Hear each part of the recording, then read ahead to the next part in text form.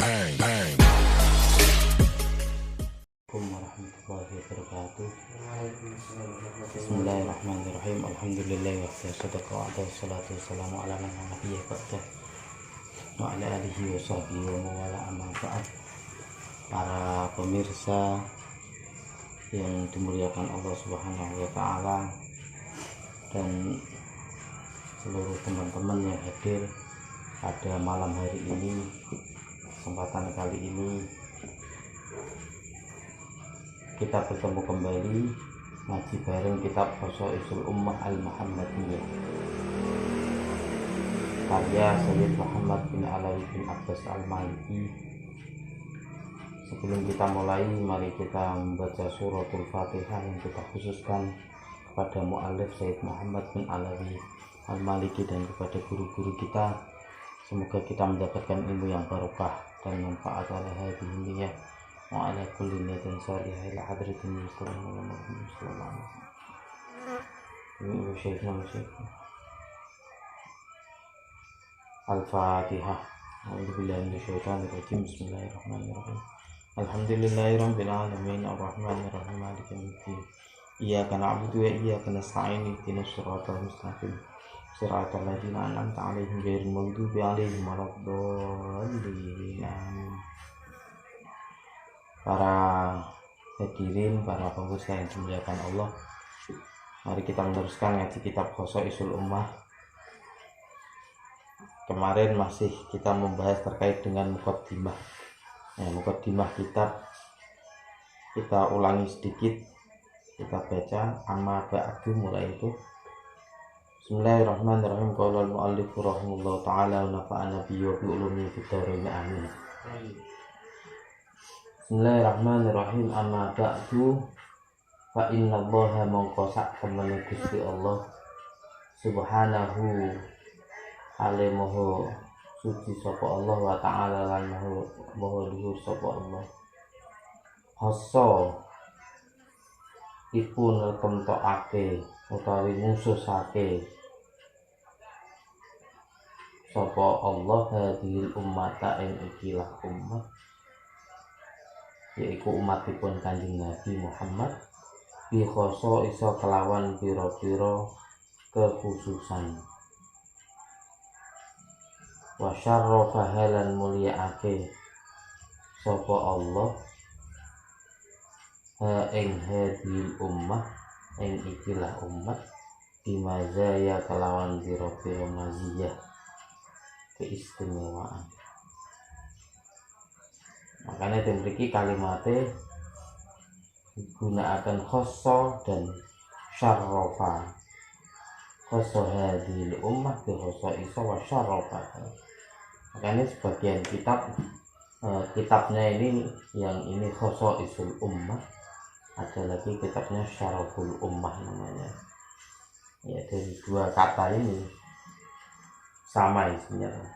Minha iku setengah saking khosois mau tawi barang infarodat kang nijeni sapa hadhil ummah bihi kelawan ma anil umami saking pira-pira umat as-sabiqati kang dingin tawi kang dhisik. Allah memberi kekhususan kepada umat ini, umatnya Kanjeng Nabi Muhammad, dengan beberapa kekhususan dan memuliakan dengan beberapa maziyah. Dan khosois serta maziyah tersebut ada yang memang khusus untuk umatnya Nabi Muhammad dan tidak diberikan kepada umat-umat Nabi yang lain. Falam yusyarikha mongko ora nyekutoni ha ing hadhil ummah fihi ing dalem musyarikun sapa wong kang nyekutoni utawi menyamai. Walam yunafisha lan ora sama, ya ora madani, ora bandingi, ora nyaingi ha ing ikilah umat sapa munafisun wong sing nyaingi utawi bandingi. ini kutoni ini sami hampir sama. Jadi ini yang pertama, kekhususan yang khusus diberikan, memang khusus untuk umatnya Nabi Muhammad. Umat yang lain tidak diberikan. Wa min halan iku setengah sangking khosois mau tawi barang syarokah kang nyekutoni mutai madani ha ing khosois pihi ing dalem mah ngwiruha sapa sakliyane ma syarokah kang nekutoni ha ing hadil ummah ngono pihi ing dalem mah sapa wiruha sakliyane hadil ummah. Yang kedua, ada kalanya kekhususan ini umat sebelum Kanjeng Nabi Muhammad juga diberikan, ya, juga diberikan keistimewaan tersebut. Walakinha tetapi ini hadil ummah mutamayyizatun iku diweni anhum sangking goiriha bil kamari kelawan kesempurnaan waktamami lan ya sempurna. Memang kekhususan ini diberikan kepada umat yang lain juga selain umatnya Kanjeng Nabi, tetapi umatnya Kanjeng Nabi ini diberikannya kekhususan tersebut sebagai penyempurna. Pasti ada lebihnya, sama-sama kekhususan itu tapi ada kelebihannya, ada kesempurnaannya. Wa ala hataini lan ing atase ikilah wa ala hatainil qaidataini lan ing atase ikilah kaidah loro nggih kaidah loro ya kaidah sing niku wau kekhususan sing khusus umat Kanjeng Nabi dan tidak diberikan kepada yang lain, dan juga yang kedua diberikan kepada yang lain tapi umat Nabi Muhammad lebih sempurna. Ikut tambani jadi kebangun apa kulul mazaya apa sekabehane maziyah keistimewaan wal fadhaili lan ya keutamaan. Fadhail ini walaupun isim ghairu munsharif tapi tetap dibaca kasroh jirnya pakai kasroh karena di situ kemasukan al. Sebenarnya isim ghairu munsharif kalau jar ini rotok bahas nahu tidak. Isim ghairu munsharif kalau jar itu kan alamatnya fathah. Tetapi ketika dia kemasukan al atau diidhofahkan itu nanti jarnya kembali pakai kasrah. Kalau di alfiyah itu dalilnya wajurra bil fathah di malayan sharif malam idhof au yakub ba'dal. Nah, wal fadhaili sebenarnya kan itu kan kullul mazaya wa kullul fadhail, sebenarnya fadhaila ya, karena di situ kemasukan al. Ya sedikit pas lewat nahwu ini agak bahas nahwu sedikit. Fakat jamakna lan teman-teman ngumpulake Wakat jamak lan teman-teman ngumpulake saka kita hadal maudhu'a ing ikilah tema judul utawi tema pembahasan iki ada sifir ing dalam ikilah kitab tulisan iki al mubaraki kang den berkahi alladzina arju kang arep-arep sapa ingsun bihi kelawan alladzi arku al-qurba ing parek minallahi sangking Gusti Allah subhanahu alimu suci Allah wa ta'ala lan maha dhuwur Allah. Jadi Syekh Muhammad mengarang atau menulis kitab ini dengan tema ini karena beliau berharap dengan kitab ini dapat menambah kedekatan kepada Allah Subhanahu wa ta'ala. Ya bentuk ibadah lah. Ngarang kitab itu atau nulis kitab, nulis buku itu diniati sebagai bentuk ibadah karena nasrul ilmi, menyebarkan ilmu. wa zulfalan yo parek latihi ing dalem ngersane Allah. Itu niat pertama menulis kitab ini. Wal musyarakata, nah ini atofnya ke kurban, narju bihi al kurba wa narju bihi al musyarakata. Wal musyarakata lan ing nyekutoni dari madani tidak wati ya melu-melu ben kaya-kaya liyane lah musyarakah nyekuton tidak wati ing dalem ajak-ajak ilal khairi maring kebagusan. Bikin koyok-koyok koncone lah ya ngejak-ngejak ning gone kebaikan, melu-melu ngejak ning gone kebaikan. Wa takribihi lan ya marek-mareki kebagusan kebaikan ilal amilina maring wong kang lakoni kabeh. Wa hatsahum lan digerei menganjurkan menganjurkan alaihi ing atase khair.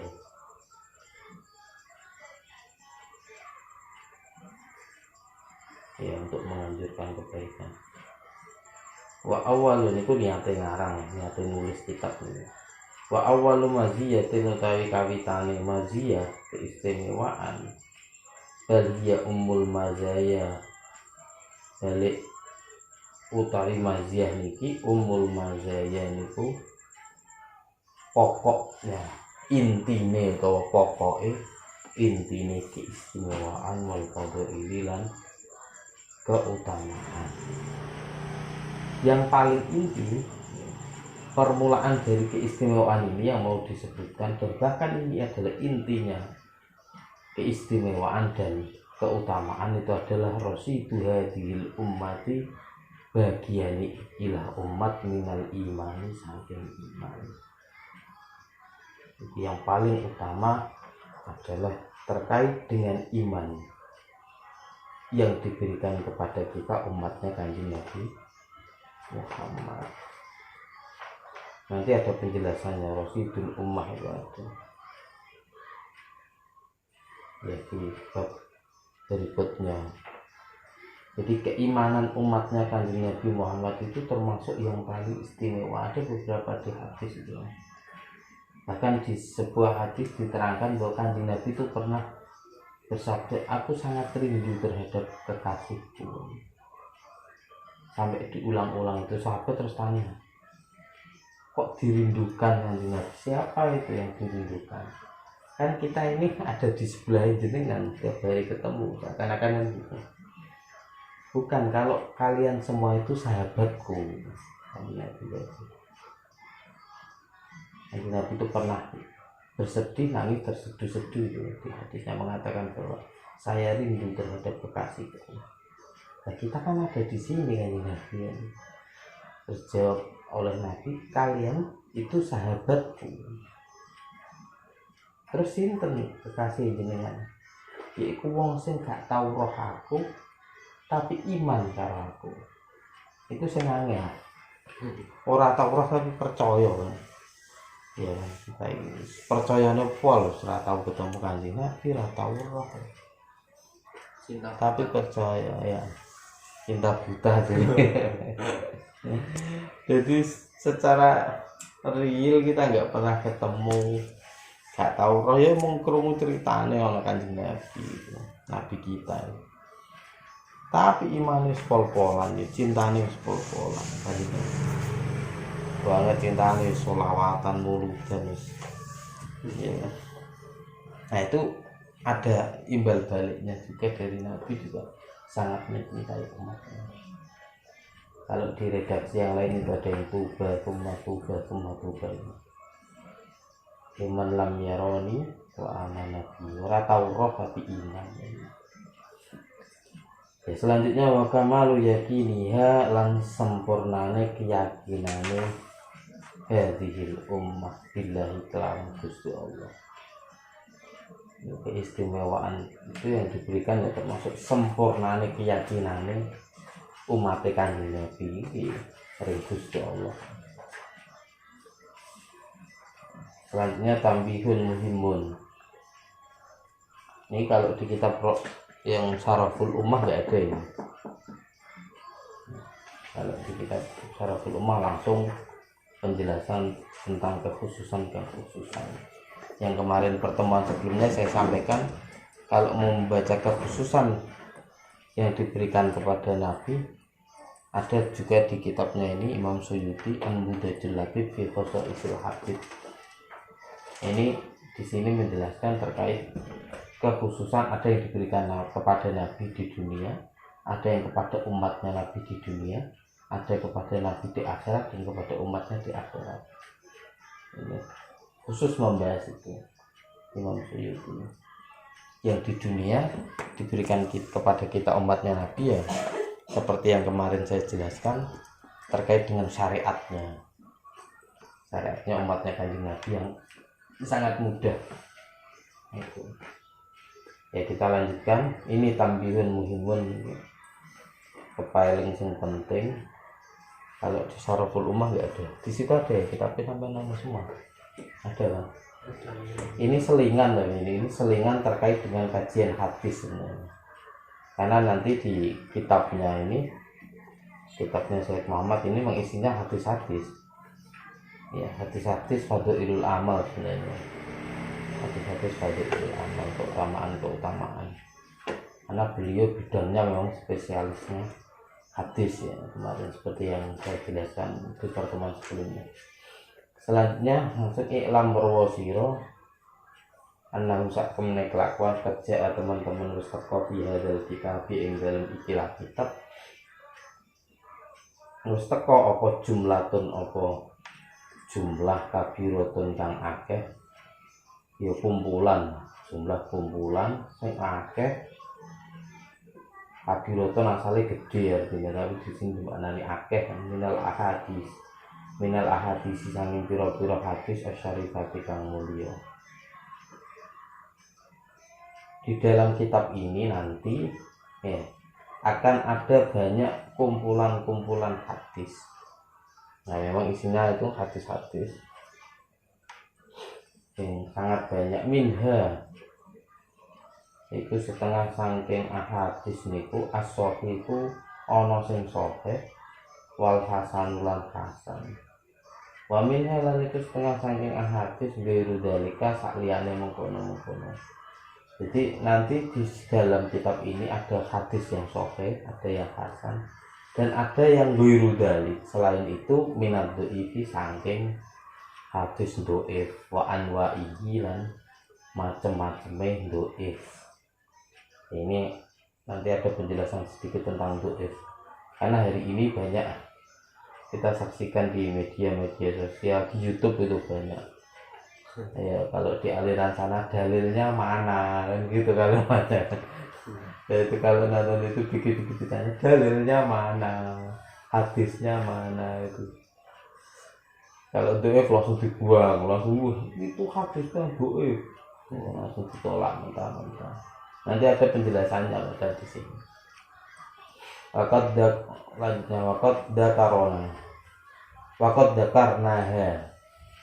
dakarnaha lan teman-teman lutur sapa kita ing hadis niki wau. Ya, hadis jarian kelana lumaku ala qaidatil ya melu utawa anut ala qaidatil ulama ing atase kaidah ulama fil amali ing dalem nglakoni bil hadisi kelawan hadis ad-dhaifi kang dhaif. Ya tetap saya menampilkan hadis-hadis tersebut walaupun ada yang dhaif gitu. Ya karena memang kaidahnya ini berdasarkan karena mengikuti atau berpegangan, jarian itu bisa dimaknani gitu. Berpegangan bisa mengikuti, ya mengikuti atau berpegangan pada kaidahnya ulama hadis yang menetapkan terkait dengan hadis yang dhaif. Bagaimana beramal dengan hadis dhaif itu? Berpegangan dengan hadis dhaif. Disurutihi kelan pira-pira syaratnya dhaif. Allah tidak karoha kang nutur ing hadis niku wau ingkang nutur ing surut syarat-syarat al ulama sapa ulama fi kutubil usuli ing dalem pira-pira kitab usul hadis niki ya, bukan usuluddin, bukan usul tauhid, itu bukan, tapi kitab-kitab induk hadis atau ilmu hadis itu. Waqat bayyanahu lan teman-teman wis njelasake sapa kita, sapa Said Muhammad, ngendikan Said Muhammad ing dhaif wau mufassalan hale terperinci fi kitabi al-manhalil latif, fi kitabi al-manhalil latif. Kan Said Muhammad itu sudah menjelaskan terperinci terkait ini ya di kitab beliau Manhalul Latif. Ini kitab hadis beliau jadi punya kitab hadis banyak ya, di antaranya Manhalul Latif ya, kayak tebel itu. Ada Qawaidul Asasiyah fi Ulumul Hadis. Ini kitab Ulumul Hadis Manhalul Latif ini. Jadi terkait dengan ulumul hadis. Bahwa niki bahwa annal hadisah sak temene hadis ad-dhaifa kang dhaif layu amalu bisa layu amalu ki ora diamalake bi apa bi kelawan dhaif iku mau fil aqaidi ing dalem pira-pira hukum. Jadi hadis dhaif ini keterangan beliau, dan termasuk ini kaidahnya para ulama ilmu hadis, bahwa hadis dhaif itu tidak boleh diamalkan untuk yang pertama, tidak boleh untuk akidah ya, untuk pegangan sandaran terkait dengan akidah, tauhid, keyakinan itu nggak boleh pakai hadis dhaif ya. Wal ahkam dan beberapa hukum terkait dengan hukum fikih itu juga hukum itu nggak boleh berdasarkan hadis dhaif. Waya juzu lan menang al amalu apa ngamal di kelawan dhaif fil fadhaili ing dalam pira-pira keutamaan. Kalau di fadhailul amal boleh, patarghib ini untuk motivasi dan untuk apa jenenge ya untuk ancaman lah, medeni lah. Jadi itu boleh. Kalau untuk akidah dan hukum itu nggak boleh pakai hadis dhaif. Tapi untuk fadhailul amal, untuk targhib itu boleh. Ini kaidah secara umum menurut kaidahnya para ulama secara umum. Dzikril manaqibilan nutur manaqib cerita sejarah itu pakai dhaif boleh, pakai hadis-hadis dhaif. Wa hadza huwa al-mu'tamadu. Ikilah wa hadza lan ikilah keterangan niki mau. Wa yuhadza al-mu'tamadu niku qaul sing mu'tamad indal aimati nggih mungguhe pira-pira imam. Ini pendapat yang mu'tamad seperti ini. Ya, jadi hadis dhaif itu enggak bolehnya untuk akidah dan hukum. Tapi selain itu seperti fadhailul amal, jadi contohnya fadhailul amal ya, wong sing nglakoni salat witir ganjarane semene. Nah iku ben nyemangati wong-wong niku sing rasa-rasa salat witir ben salat witir. Ya, contohnya yang gitu fadhailul amal. Contohnya kayak wong sing nglakoni ya, seperti contoh orang yang melaksanakan salat duha nanti pahalanya sekian. Nah, itu untuk memotivasi agar banyak beramal, melakukan hal-hal sunnah, memperbanyak ibadah. Nah itu diperbolehkan.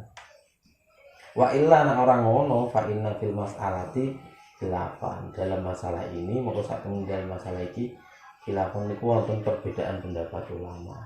Ma'annal ladina sertane sak temene ulama-ulama niku ajazu menangake ngolehno sapa para ulama imam niku mau al amala ngamal utawi lakoni bihi kelawan dhaif. ja'alu padha dadekno sapa imam muli dari kamar mengkono-mengkono iku mau keterangan suruton ing pira-pira syarat dakaro kang nutur ha ing surut al-hafidhu sapa Imam Al-Hafidh Ibnu Hajar. Ya, ini para ulama memberikan keterangan beberapa syarat ini seperti yang disebutkan oleh Imam Al-Hafidh Ibnu Hajar.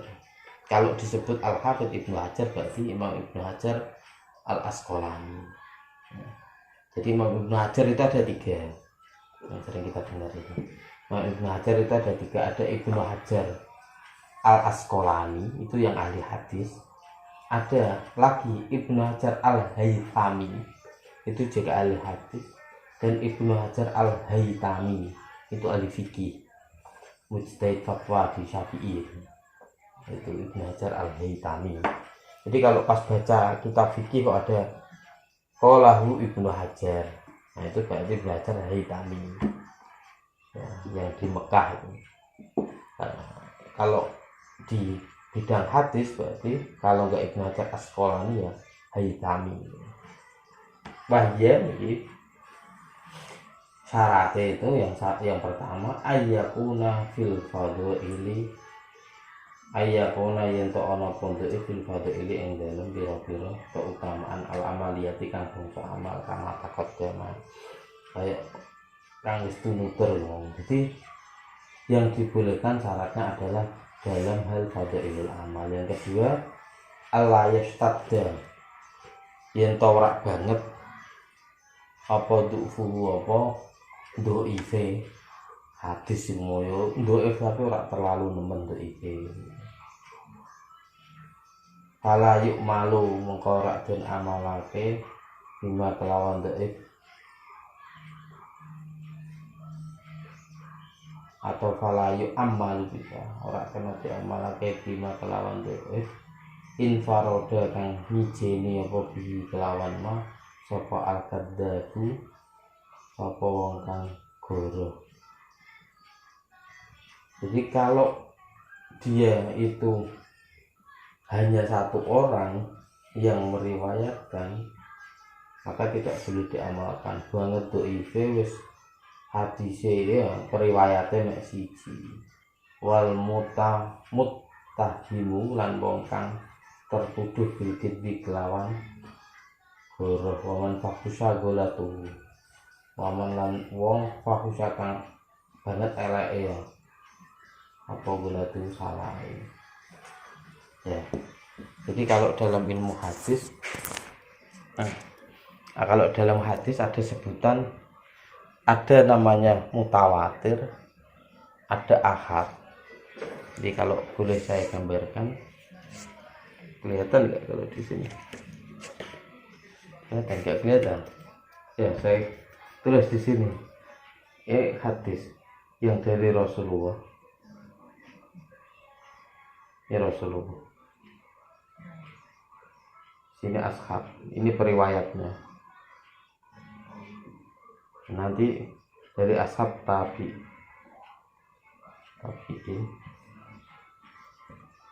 nanti turun tabi'in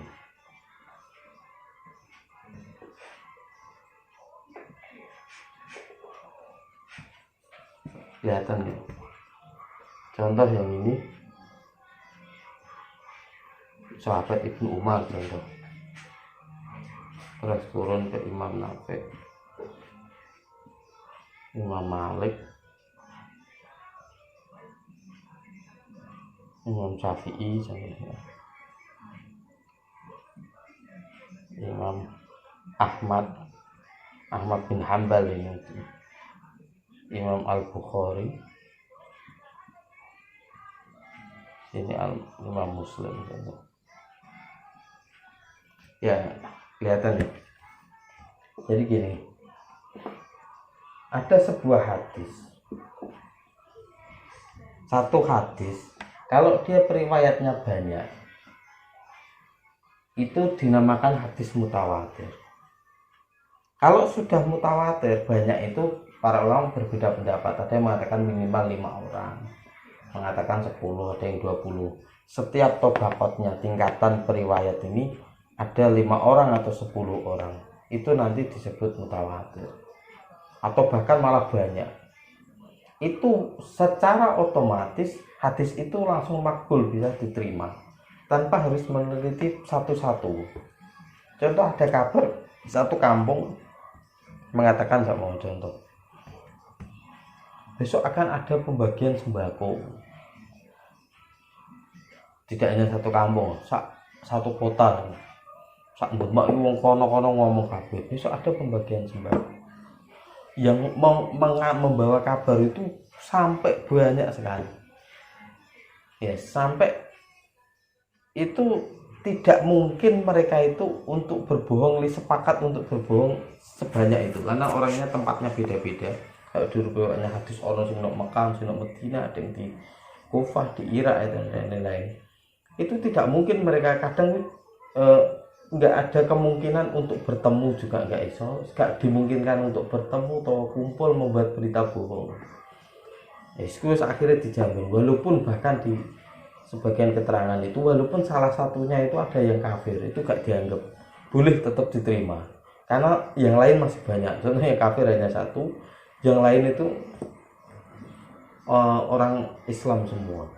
Atau ada salah satu dari periwayat hadis itu biasanya suka bohong, kalau hanya satu kan gak dianggap, tapi yang lain periwayatnya masih banyak. Ada satu hadis, contoh hadis yang riwayatnya banyak itu, ada yang mengatakan sampai 200 perawinya itu, 100-200an itu hadis yang man kadzdzaba alayya muta'ammidan falyatabawwa maq'adahu minan nar itu. Hadis itu periwayatnya saking banyaknya, itu mutawatir. Setiap tobaqot itu yang meriwayatkan hadis itu banyak sekali, itu mutawatir. Tidak perlu dicari tahu siapa yang meriwayatkan hadis ini per orang, itu tidak perlu. Wong iki ngapusinan pora itu gak perlu. Karena periwayatnya saking banyaknya itu hadis yang man kadzdzaba alayya muta'ammidan falyatabawwa maq'adahu minan nar. Nanti kanjeng Nabi, siapa yang berbohong, berdusta dengan mencatut namaku atau mengatasnamakan aku, maka siap-siapkanlah tempatnya di neraka. Hadis itu mutawatir, yang meriwayatkan sampai ratusan. Nah, itu walaupun salah satu dari ratusan orang itu ada pembohong, bahkan ada yang kafir, itu tetap hadis itu diterima, karena yang benar lebih banyak itu. Tidak mungkin mereka itu bersepakat untuk berbohong terus gawe redaksi hadis itu, karena tempatnya berbeda-beda, jauh, nggak mungkin ono perkumpulan. Itu yang mutawatir. Berbeda ketika hadis itu yang meriwayatkan hanya satu orang, 2 orang, itu harus diteliti ya, perorangan. Contoh, kalau itu hadis dari Nabi terus turun ke sahabatnya itu siapa? Ibnu Umar. Nah, itu harus diteliti nanti. Dia bisa nyampe derajat hadis sahih itu kan ada beberapa syarat. Kalau kita ngaji di ulumul hadis itu, yang usuluddin, yang ilmu hadis, ya itu ada di antaranya sanadnya muttasil. Ya ini kan muttasil, tidak langsung lejeng dari sini. Contoh, seandainya sampean lahirnya tahun 8, sampean berapa? Ya tahun 2000 sama mama. Tahun 2000 lahir. Ya, tahun 2000 sama mama. Terus sampean mengatakan saya dapat hadis dari Syekh Yasin Al-Fadani, contoh. Padahal Syekh Yasin itu meninggal tahun berapa? 99 kayaknya. 1999. Itu sudah jelas blok kan. Gak mungkin sampean ketemu Syekh Yasin karena beliau meninggal 1999 kan. Sampean belum lahir gitu. Itu sanatnya pedot itu. Wis gak mutasil gitu. Kan gak mungkin, gak ada kemungkinan sampean pernah ketemu. Kecuali sampean aku maca ning kitab Syekh Yasin, oh iku mending iso. Ya Syekh Yasin Al-Fadani Musnidud Dunya itu. Ya kan, karena wis gak memungkinkan. Paling orang nak tahu nih je ketemu, itu je mending. Kalau saya masih saya tahun segini saya sudah lahir. Bahkan saya Yasin itu di kitabnya yang Ibdul Farid itu mengatakan di akhir kitabnya, kitab iki tak ijazahno ring sapa wae sing urip sak zamanku. Banget brewi. Jadi kalau kita hidup di tahunnya beliau, ya berarti sudah ijazah kitab itu. Nah, kita itu. Ya itu mutasil ya, ini mutasil. Ibnu Umar ke Imam Nafi, Imam Malik, Imam Syafi'i, Imam Ahmad bin Hanbal, Imam Bukhari, Imam Muslim. Yang pertama mutasil kan itu. Yang kedua harus diteliti lagi kan, bagaimana dia adil enggak gitu. Ya adil itu kalau para ulama menjelaskan adil yang di hadis itu, di ulumul hadis, dia enggak pernah melakukan dosa besar, terus enggak sering melakukan dosa kecil, terus menjaga muru'ah, itu yang paling berat itu. Muru'ahnya dan kriterianya itu kriteria zaman ulama dulu. Iya kan, kriterianya kan makan di pasar itu menghilangkan muru'ah, makan di warung nongkrong itu muru'ah. Itu kalau kita pakai ukuran itu serah masuk gitu. Serah masuk adil lah gitu. Berat itu. Apa perlu ada ulama yang membuat definisi baru itu? Karena nyari orang adil sesuai kriteria itu mungkin meninggalkan dosa besar iso, ngurangi dosa kecil iso, tapi muru'ah itu. Di antara muru'ah itu contohnya yang pelaku gak pakai sandal kan. Kalau di hadis nggak pakai peci, sampai dari kota nggak pakai peci. Contoh kita lihat orang kiai gede, yuk kiai gede terus katoan 3/4 tok modelan yang alon-alon. Mesti ini kan itu sudah menurunkan kehormatan ini. Padahal sebenarnya harus nutup aurat, tapi kan beda. Nah, sing lakoni beda kalau itu yang melakukan kita ya. Oh biasa ini ora peci kan kaosan ya. Katoan 3/4 ya ora patek nganu muruan. Jadi juga muruan itu kadang tergantung masyarakat, kondisi orang sama pribadinya itu. Ada lagi dobit itu kan. Persyaratan dobit. Dobit itu saking cerdasnya akalnya kan. Ya hafalannya sangat kuat. Kalau Imam Bukhari itu diceritakan, pernah dengar ceritanya ya, dites sampai orang 10 gitu. Ketika Imam Bukhari memasuki satu kota ke kono, akeh sing tujane gak setuju. Apa wong anyar kok dadi kiai gitu. Akhirnya dites, ditamoni wong 10 orang itu setiap orang membacakan 10 hadis. Berarti nak 10, setiap orangnya 10 berarti 100 hadis, dan hadis itu diwolak-walik sanate. Iku ngetes Imam Bukhari. Itu langsung dibacakan semua, bukan satu terus dikoreksi Imam Bukhari, bukan. Tapi mau 10 sampai tuntas semuanya. Setelah itu Imam Bukhari ngoreksi. Dan hebatnya ngoreksinya itu bukan ngoreksi bener tok, tapi sak duduhno salah itu jeling. Terus Imam Bukhari itu denger hanya satu kali. Contoh, nak cuman bener ngene tok kan iso. Hadis itu Rasulullah. Terus ini dari bawah sampai Imam Muslim, dari Imam Bukhari, Imam Ahmad, Imam Syafi'i, Imam Malik, Imam Nafi, Imam Umar. Apa sahabat Ibnu Umar. Yang bener ini sampai tadi bacanya salah. Nah salahnya yang di itu Imam Bukhari bisa menunjukkan. Dia ini mau mulai maca sanate, jarak diwalik. Imam Bukhari itu kok kene, Imam Malik ning kene, ning kene. Iku wolak-walik itu Imam Bukhari hafal kabeh. Itu hebatnya sekali denger. Sing angel kan jengen diwalik. Sing bener ku Abdullah untuk tekone Abdul Qadir, Pak Abdul Rahman, Pak Muhammad. Terus diwalik nek Ahmad sik Muhammad, terus Abdul Qadir, Abdul Rahman. Diwalik itu sampai 100 nama itu bisa. 100 hadis terus dielingno. Bukan hanya menunjukkan kebenarannya, sing hebat itu kan nuduhno salah iki mau. Dan juga punya alat perekam kayak kita rekam. Dan itu dobitnya sangat sempurna itu. Seluruh wong saiki sangel wis. Itu mengalahkan komputernya sampean kalah kabeh. Termasuk ini hebat itu Imam Syafi'i. Dalam satu riwayat itu diterangkan Imam Syafi'i ini nak maca buku, baca yang sini, itu yang sini ditutup pakai tangan. Kalau baca sini, yang sini tutup pakai tangan. Karena setiap ngelirik sithik itu katut merancangkan kata-kata hafalannya. Contoh yang gini, amma rasidu hadhil ummah minal iman fa'azimun. Untuk ngelirik nih kena iklam annahu qad ja'a. Wa akhire amma rasidu iklam annahu qad ja'a. Kelirik sithik hafal. Itu lagi ngelirik tok. Wes hafal itu hebatnya. Berat, nah itu berat. Yang pondok ngapal alfiyah bulan balene restoran silang kabeh. Ya.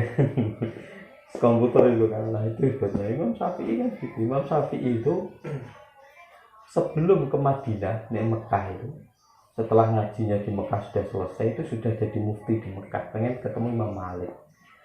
Terus dengar kalau Imam Malik itu punya kitab Muwatta ini. Apa tuku gak kuat. Imam Syafi'i itu kan tinggal meninggal ayahnya terus serang duwe. Tuku kita motor gak kuat. Terus akhirnya pinjem temennya. Disilah iku 15 dino, motor itu hafal. Itu hanya 15 hari dipinjam. Terus mangkat ning Medina ketemu Imam Malik wis pede depor kan sudah hafal. Terus saya lepas tangan wis ora nggo kitab. Ketika diterangno Imam Malik, Imam Syafi'i itu nggak punya buku, gak bisa nyatet. Akhirnya nggak tangannya diubahno ning awang-awang. Ketika Imam Malik nerangke, beliau ngene-ngene.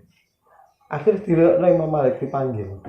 Lah pokok dolanan cung cara iku.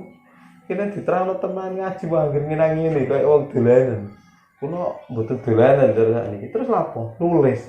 Lah kan di buku dah mboten gadah nulis. Sing mbok tulis apa keterangane jenengan? Coba unekno sing tak terangno. Itu bisa sempurna menyampaikan apa yang diterangno Imam Malik semuanya.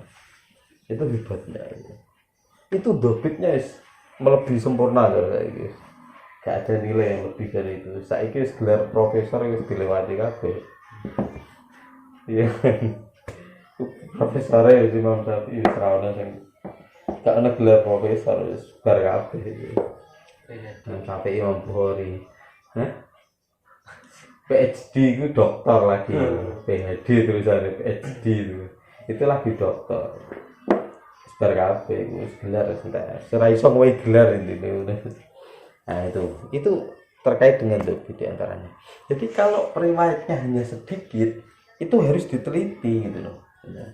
Kalau hanya 1-2 orang itu diteliti, orang itu benar-benar dobit nggak adil nggak, terus ditanyakan, dicari informasi, dia pernah berbohong nggak?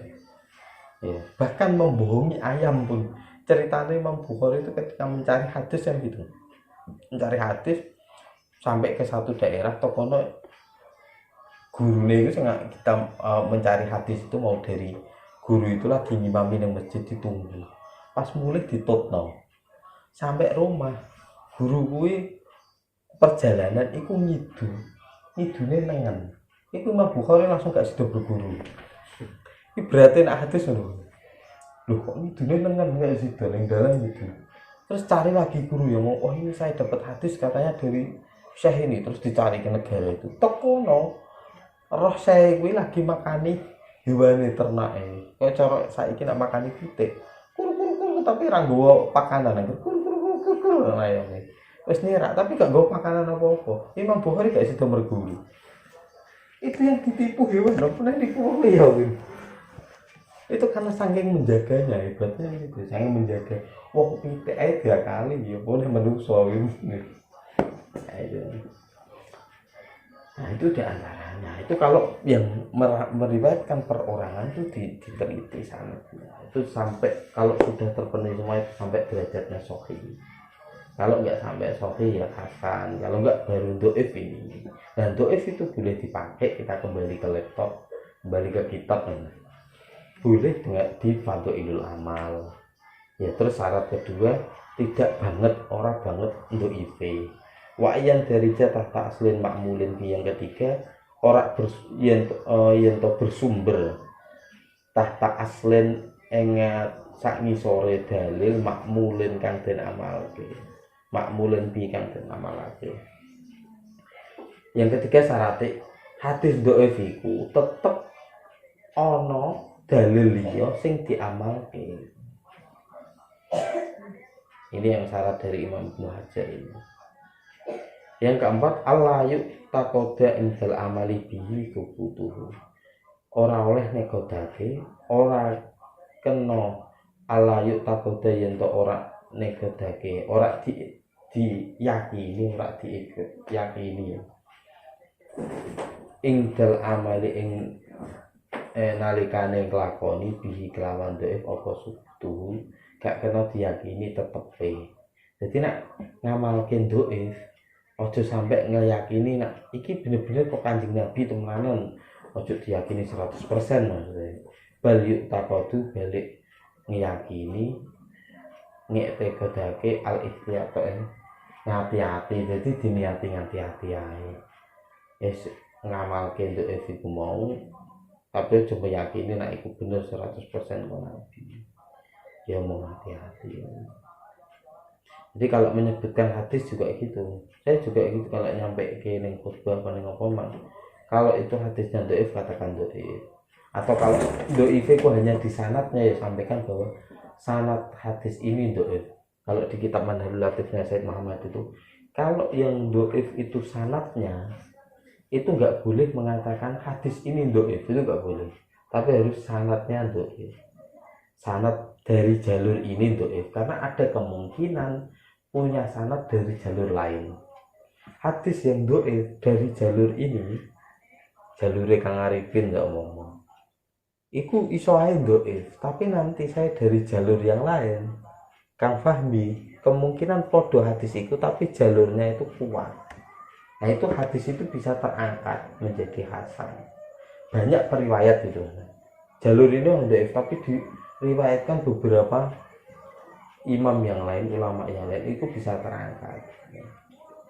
Ya, ada gila keterangan iki wakot nasolan teman-teman wis ngenas wis nulis ala qabulit dhaifi. Ing atase den trimone hadis dhaif fil fadhail ing dalam pira-pira fadhail. Fadilah keutamaan al-Imam An-Nawawi, Imam Nawawi. Keterangan ini boleh mengamalkan dhaif itu juga sudah diterangkan oleh Imam Nawawi di Takribi dalam kitab takribnya Imam Nawawi, kitab Ulumul Hadis wal Iraqi lan Imam Al-Hafidh Al-Iraqi, Jainuddin Al-Iraqi kan ini fi syarhihi ala Alfiyatihi, yang ngarang kitab Alfiyah Iraqi. Ini di sarahnya beliau juga menerangkan ini yang seperti dijelaskan oleh Ibnu Hajar Asqalani. Wal Ibnu Hajar Asqalani fi Syarhin Nukhbah, dan Ibnu Hajar Asqalani di kitab Syarah Nukhbah. Syekh Zakaria Al-Ansori fi Syarhi Alfiyah Al-Iraqi. Syekh Zakaria Ansori juga. Zakaria Ansori itu ahli fikih juga. Ahli fikih. Jadi Imam Ibnu Hajar Asqalani itu punya murid Zakaria Al-Ansori. Syekh Zakaria ini Syekhul Islam Zakaria Ansori. Syekh Zakaria Ansori punya murid Ibnu Hajar Al-Haytami. Jadi gitu jalurnya. Ibnu Hajar Al-Haytami punya guru Zakaria Ansori, terus punya guru lagi Ibnu Hajar Asqalani. Syekh Zakaria Ansori itu kan sebenarnya dulu sampai usia berapa 30 atau 40 itu kan masih belum jadi ulama itu. Ya tapi seneng ceritanya kan gitu. Seneng ngimbo-ngimbo tiru gue pakaian ulama, gue pakaian Azhar gitu. Terus dia digasaki wong gak koncone. Ora iso ngaji kok gue pakaian Azhar. Akhirnya dari situ termotivasi terus mulai belajar. Akhirnya iso dadi jos gitu. Akhirnya layak pakai pakaian itu. Jadi nak apa gue imamah, udah ngalim temenan lah kan gitu ya. Ya nak udah saya ngalim yo, yes. Saiki sore lah. Ya gue serban-serban saya latihan serbanan. Terus ngalim gue imamah. Saya lagi sama Fatihah si imaman. Yo boleh saja itu sunnah, benar sunnah imaman sunnah, serbanan sunnah. Tapi kalau di kondisi di daerah kita wong imaman itu biasanya kan terkenal ulama. Wis wong alim temenan itu kadang kan iso menipu wong sing dikhawatirke itu menimbulkan fitnah. Nek nggo imamah jubahan ngalor ngidul fatwa fatwane ngawur kabeh kan yo rusak akhirnya. Ya dikhawatirkan itu. Saya bukan kok menentang sunnahnya bukan. Ya pakai itu sunnah. Tapi jangan sampai apalagi kok terus sing orang nggo ngono terus ora dianggap sunah, terus dianggap bid'ah dengan ini sing lapas. Ya terus sing go peci go darani bid'ah, sembarang saiki bid'ah.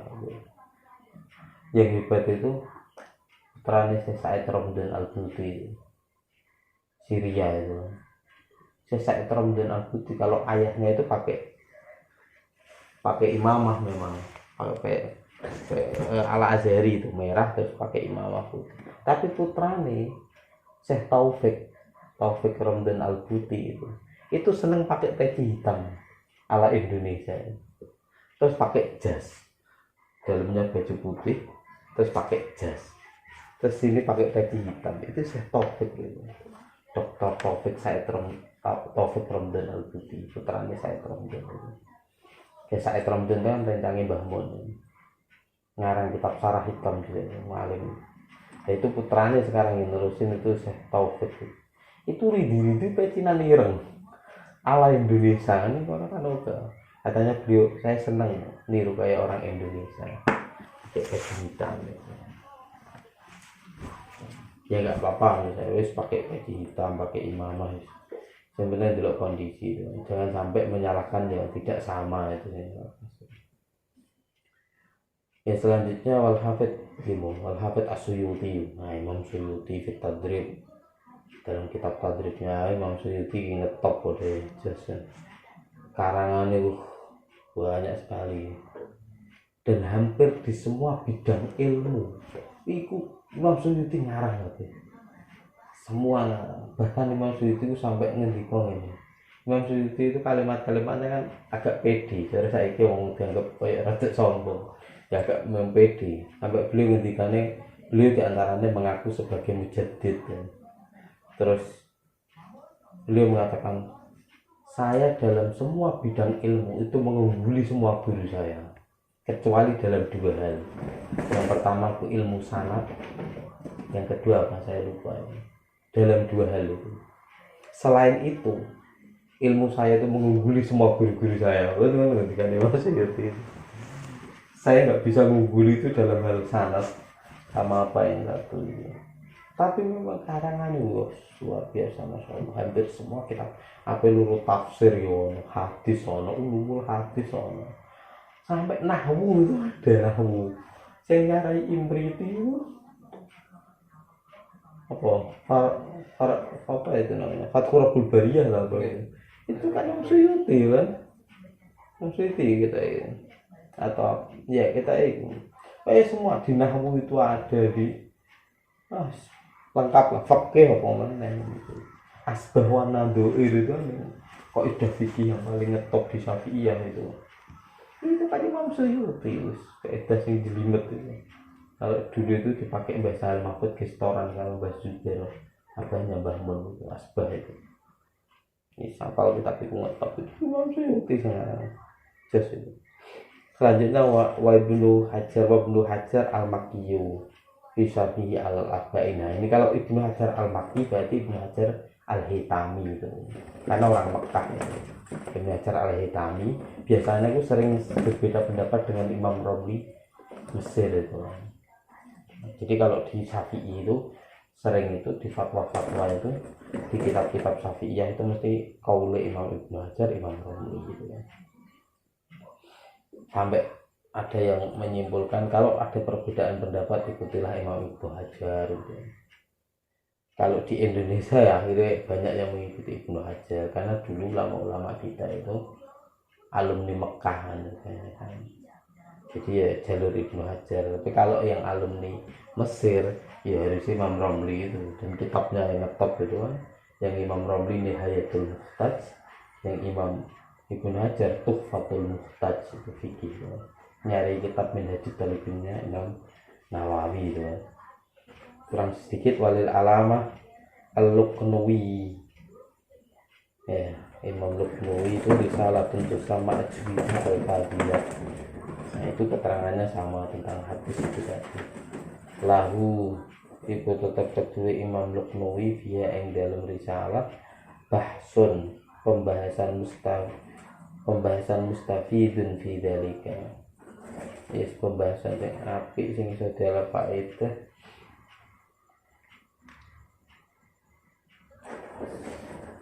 Ya, yang sangat lengkap. Wali sayyidi lan kedue bendoro ingsun sayyid kutuanku Al Imam Al Walid As-Sayyid Alawi bin Abbas Al Maliki, ini abahnya sendiri.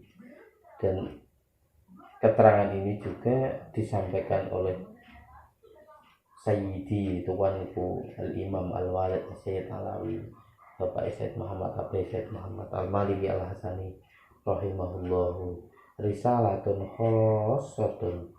Sayyid Alawi itu bapaknya Sayyid Muhammad, abahnya Sayyid Muhammad punya risalah tulisan yang khusus khossatun, khusus fi akamil hadis itu, yang punya karangan khusus spesialis terkait dengan hadis doif. Ya, Said Ali itu punya. Nah, itu terkait dengan hadis doif, banyak di beberapa kitab itu terkait dengan hadis doif. Ya, jadi hadis doif ini menurut muktamad indal a'imah, jadi boleh diamalkan, boleh dipakai, ya kan, untuk fadhilul amal, untuk manakib. Yang nggak boleh itu untuk akidah dan hukum. Jadi nggak usah langsung hadisnya doif, mana dalilnya itu gitu. Terus dikasih doif terus ditolak mentah-mentah kayak gitu. Ya kalau ulama-ulama kita itu biasanya gitu, menerima hadis-hadis doif itu. Kayak Syekh Nawawi Banten itu kan di kitab-kitab beliau kan juga ada beberapa yang doif itu kan. Yang penting tadi mengikuti kaidah ini. Nah itu yang bahaya, itu sampai orang-orang sekarang itu kan akhirnya, ini yang bahaya, ini sebelum saya tutup ya, itu akhirnya menyalahkan kitab Ihya-nya Imam Ghazali, itu yang kurang pas. Karena kitabnya Imam Ghazali itu memang sudah ditakrid oleh Imam Zainuddin Al-Iraqi itu kan, hadis-hadisnya kesimpulannya kan banyak hadis doif dan maudhu gitu. Nah itu jangan sampai terus kita siapa akhirnya kritik kitab Ihya itu doif semua ya. Banyak yang doif, banyak yang maudhu. Karena Imam Ghazali ada kemungkinan hadis itu tidak dibukukan, itu bisa. Karena Nabi dakwah itu 23 tahun. Bayangkan, semua yang keluar dari Nabi, semua ucapan selama 23 tahun itu jadi hadis. Banyaknya kayak opo. Kita yang hidup, contoh kita sehari semalam, iku ngomongnya pirang kata. Iku nak dibuku, no, kita sehari semalam itu sudah tidak buku. Lah itu Kanjeng Nabi 23 tahun.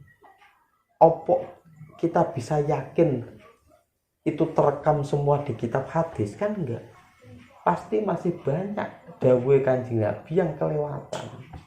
Kitab yang dijadikan hujah hari ini itu kan Kutubut Tis'ah, Kutubus Sittah 6 atau Kutubut Tis'ah itu 9, Bukhari, Muslim, Sunan Abu Dawud, Tirmidzi, Ibnu Majah. Nah itu hanya berapa ribu hadis wih. Itu mbok kumpulke ae wis gak ono 100.000 hadis. Sampeyan pengen tok gelar Al-Hafidz yang ahli hadis hafal 100.000 hadis. Bukan Al-Hafidz-nya Indonesia. Kalau Al-Hafidz-nya Indonesia hafal Quran. Kalau di dalam definisi keilmuan orang hafal Quran sebenarnya Al-Kamil. Kalau yang Al-Hafidz itu hafal 100.000 hadis. Sampai ngumpul ke kitab hadis iku mau, iku gak ono 100.000. Iya kita di Al-Hafidz akhirnya kan jipuk kitab hadis liyane. Iya kan? Jadi banyak hadis-hadis itu yang tidak dibukukan. Seperti Imam Ghazali itu, karena gini, kemungkinan Imam Al-Iraqi itu meneliti hadisnya itu dari beberapa kitab yang sudah terbukukan. Tapi Imam Ghazali untuk hadis itu kemungkinan teko gurunya yang tidak tertulis kan banyak. Saya ada dapat dari salah satu guru saya, dari guru saya dari Malang itu ada menyampaikan hadis itu nggak ada di kitab. Ya Syekh Habib Muhammad itu putrane Al-Imam Al-Qutub Al-Habib Abdullah bin Abdul Qadir bin Ahmad bin Faqih itu profesor doktor. Itu kan ada pernah menyampaikan hadis itu dari abahnya, dari mbahnya, dari guru-gurunya, itu ternyata tidak tertulis di kitab hadis. Tapi tradisi secara lisan gitu, penyampaian hadis secara lisan gitu. Kalau orang Jawa tahu, saya kira kiai-kiai biasanya ngwe ijazah yang orang yang oleh ditulis kan.